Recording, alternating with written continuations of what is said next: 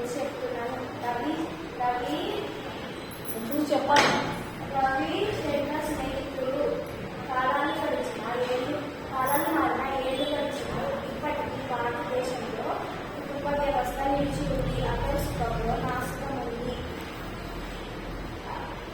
వారి కోసమే ఇలా జీవితం అనే భావన భారతీయ కుటుంబానికి ప్రతిఫలిత.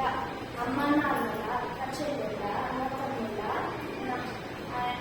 తాతయ్య నాయనమ్మల ఇదే కుటుంబం.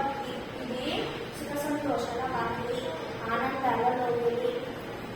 వారికి అమ్మమ్మ, నానమ్మ, తాతయ్య వదిలి వెళ్ళిపోవడం పిల్లలకైతే మహా సరదా. వారికి